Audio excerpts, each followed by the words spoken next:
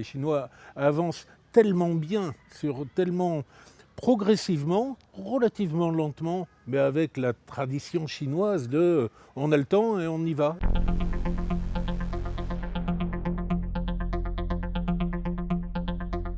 Christophe Bonal, donc je suis expert senior dans tout ce qui est spatial et notamment je contribue aux travaux de l'Académie de l'air et de l'espace, Académie européenne.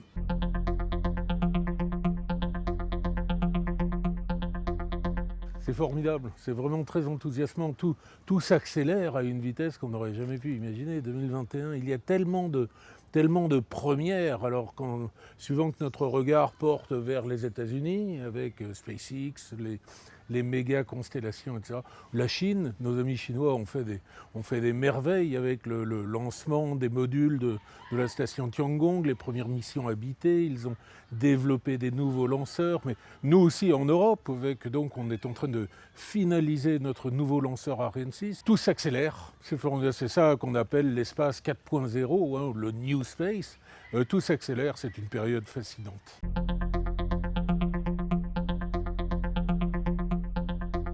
La Chine a fait des progrès, clairs, une fois de plus, lents, progressifs, inéluctables, vraiment inarrêtables, et notamment avec toute sa nouvelle génération de lanceurs. Une fois qu'ils ont franchi ce pas, là maintenant, ils disposent, si vous voulez, d'outils modernes, très très compétitifs, qui permettent de lancer la station chinoise en orbite basse, d'aller vers la Lune, d'aller vers Mars et plus.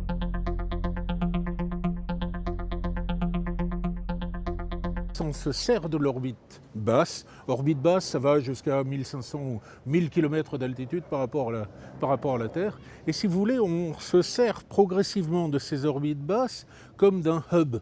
Exactement comme Roissy ou Pékin, comme hub, comme pour de l'aéronautique, c'est le lieu d'où partent après les autres missions. Donc il est fondamental qu'on se sente à l'aise sur notre hub et qu'on ait donc une station visitable d'où on peut faire énormément d'expériences scientifiques, préparer d'autres missions, préparer des missions de recherche d'autres satellites, réparation et autres. Et donc c'est une étape inéluctable.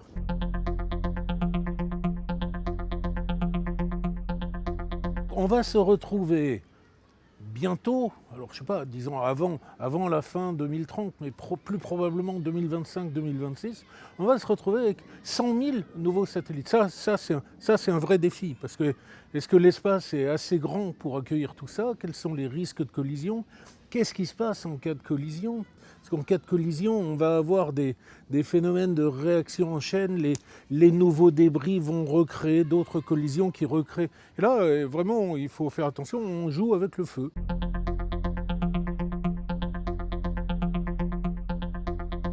C'est un sujet qui est formidable parce que c'est un sujet de coopération totale. Vraiment très amical, très total.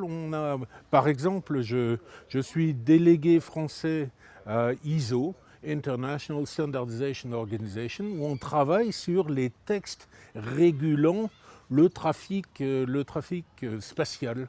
Et par exemple, donc, je suis responsable du document sur le trafic des lanceurs, donc les fusées, et mon co-responsable est un collègue chinois avec qui on a des relations formidables, quoi. Donc on est vraiment, on avance très bien. Et donc les Chinois, mais les Russes, les Ukrainiens, les Américains bien sûr, les Indiens, donc tout ça forme une coopération très fructueuse, très amicale, très puissante.